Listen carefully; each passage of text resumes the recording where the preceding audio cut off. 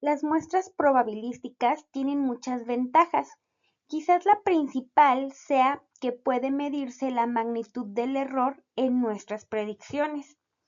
Se ha dicho incluso que el principal objetivo del diseño de una muestra probabilística es reducir al mínimo este error, al que se le llama error estándar.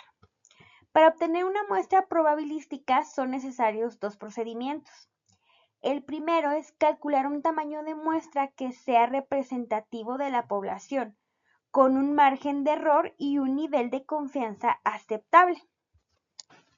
Es decir, tenemos la población completa y queremos que nuestra muestra represente a toda la población, generalizarlo.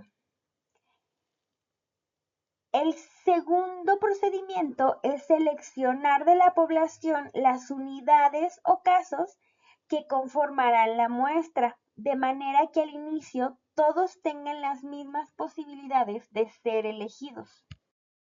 Vamos a hablar de algunos conceptos que tenemos que saber para poder entender cómo se calcula el tamaño de la muestra. El primero de estos es el error. El error es un porcentaje de riesgo máximo que se debe tomar o de un error potencial que podemos tolerar en nuestro procedimiento o nuestra investigación para evitar que la muestra no sea representativa de la población. Los niveles de error más comunes son el 1 y el 5%.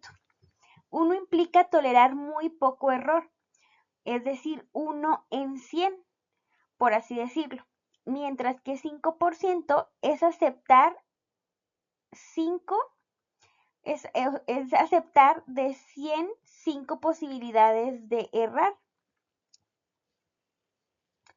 Si nosotros apostáramos en carreras de caballos y tuviéramos un 95% de probabilidades de atinarle al ganador contra el solo por 5% de perder, ¿podríamos apostar? Es decir, ¿nos atreveríamos? Obviamente sí, siempre y cuando pues nos aseguren que ese 95% nos va a tocar, va a ser a favor. O bien, si nos dieran 95 boletos de 100 para la rifa de un automóvil, ¿sentiríamos la confianza de que vamos a estrenar ese vehículo? Pues por supuesto que sí. No tendríamos la certeza total, pues esta no existe en el universo, al menos pues para nosotros los seres humanos. Pues bien, algo similar hace el investigador al definir un posible nivel de error en la representatividad estadística de su muestra. El porcentaje estimado de la muestra es la probabilidad de ocurrencia del fenómeno, es decir, la representatividad de la muestra o no representatividad, la cual se estima sobre marcos de muestreo previos o se define. La certeza total siempre es igual a 1. Las posibilidades a partir de esto son P de que sí ocurra y Q de que no ocurra. Cuando no tenemos marcos de muestreo previos, usamos un porcentaje estimado del 50%.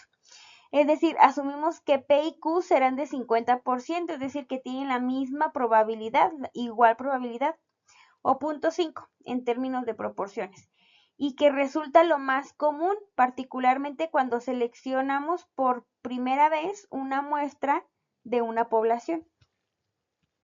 El nivel de confianza es el porcentaje o proporción de que la muestra sea representativa de la población que definimos.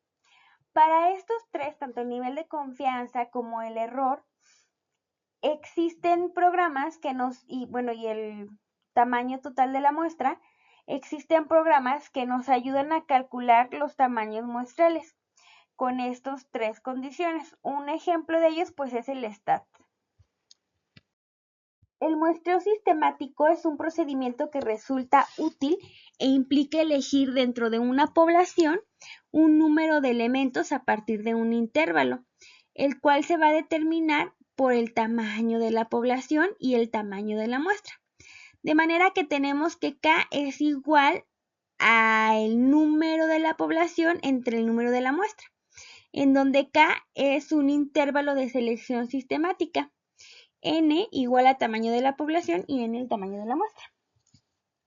Este tipo de procedimientos de selección es poco complicado y tiene varias ventajas. Cualquier tipo de estrato en una población se verá reflejado en la muestra. Asimismo, la selección sistemática logra una muestra proporcionada.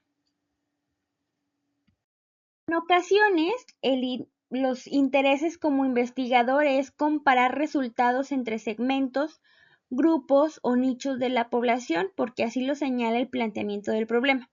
Por ejemplo, efectuar contrastes por género entre hombres y mujeres en alguna determinada investigación.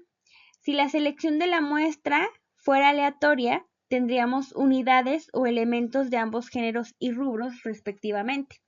No hay problema, la muestra reflejará a la población, pero a veces nos puede interesar grupos que constituyen minorías de la población. Entonces, para eso es la muestra probabilística estratificada. El muestreo por racimos es como cuando el investigador se ve limitado por recursos financieros, tiempo, distancias geográficas o una combinación de todos estos y algunos otros obstáculos.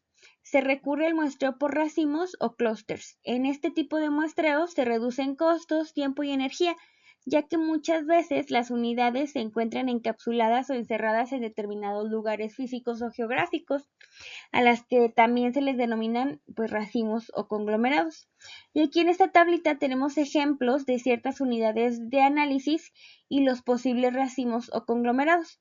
Por ejemplo, si queremos muestrear estudiantes jóvenes y adultos, pues los posibles racimos son preparatorias y unidades. Si hablamos de pacientes enfermos, pues hospitales y clínicas, obreros, industrias o fábricas, niños, escuelas, etc. El marco muestral es un marco de referencia que nos permite identificar físicamente los elementos de la población, así como la posibilidad de enumerarlos y seleccionar las unidades muestrales. Las muestras no probabilísticas, también denominadas muestras dirigidas, suponen un procedimiento de selección orientado por las características y el contexto de la investigación, más que por un criterio estadístico de generalización. Ese es el proceso general para la selección de una muestra.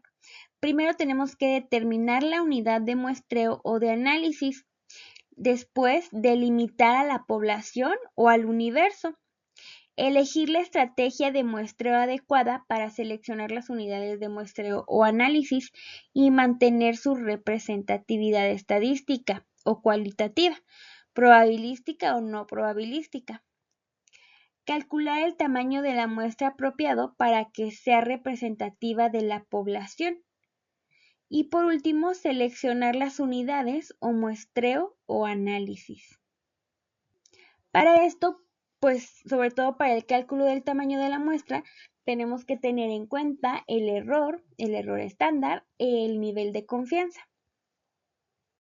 Cuando las muestras están constituidas por 100 o más elementos, tienden a presentar distribuciones normales. Y esto sirve para el propósito de hacer estadística inferencial, es decir, generalizar de la muestra al universo. Y a esto se le llama teorema central del límite.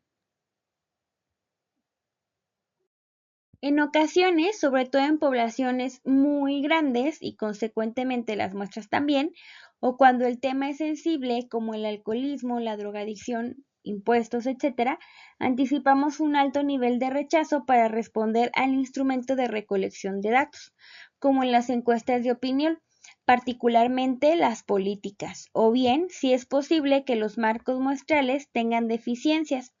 Para esto, se recomienda aumentar el tamaño de muestra entre el 10 y el 20% para tener la libertad de maniobra en reemplazo de casos o negativas de respuesta. O hablando de datos más cuantitativos, como por ejemplo estudios de laboratorio, poder tener a los pacientes que sí tienen todas sus variables completas, todos los números de casos completos y poder entonces pues rechazar, omitir o eliminar ciertos individuos, en estos casos pacientes, que no están debidamente requisitados.